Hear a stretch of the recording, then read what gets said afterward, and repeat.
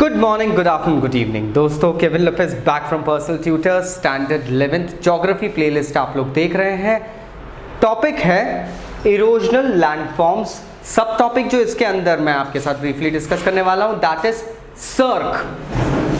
अब इसका प्रोनाउंसिएशन बड़ा अजीब है दोस्तों, please so remember it's actually pronounced as cirque. लोग इसे कर्क एंड ऑल बोलेंगे बट इट्स सर्क। सर्क्स होते क्या हैं?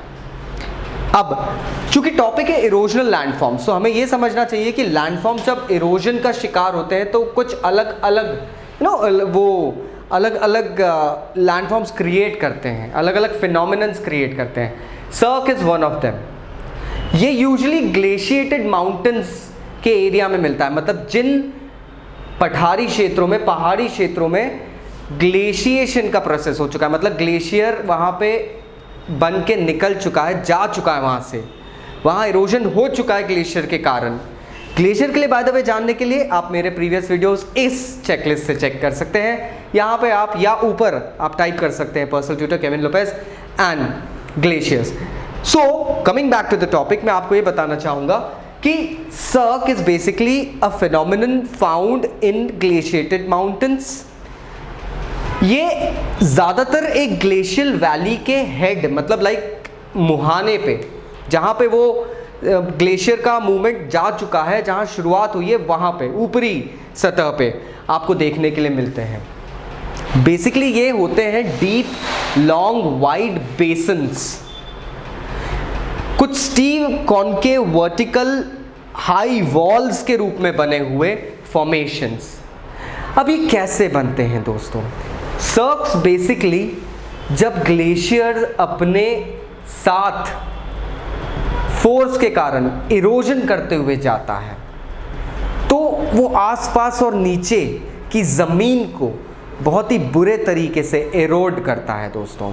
और ये जो इरोजन होता है that is something that is created, that is helpful in creating cirques. कुछ ऐसे लैंडफॉर्म्स वहाँ दिख जाते हैं जो जिगजैग होते हैं, डीप रहते हैं, वर्टिकली कॉनकेव रहते हैं और बहुत ऊंची दीवारें रहती। ये कुछ ऐसी दरारें होती है, कुछ ऐसे बेसिकली कुछ ऐसी दरारें, ऐसे स्टीप होल्स हो जाते हैं, होल्स भी नहीं कह सकते, ये लंबे दरारें या वैलीज रहती है जहाँ पे गिरना is almost very very harmful.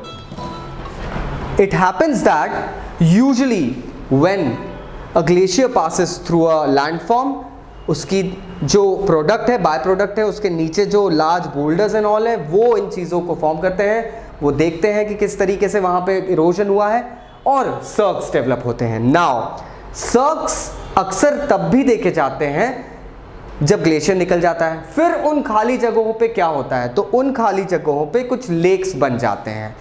In lakes को टान लेक भी नाम दिया जाता है दोस्तों। अक्सर दो लेक्स मिल जाते हैं और एक लैंडफॉर्म क्रिएट भी करते हैं। So I hope now you got the topic, there is no doubt about it. Still if you carry any doubts in your mind, please नीचे दिए गए कमेंट बॉक्स में आप कमेंट कर सकते हैं, I will be replying back.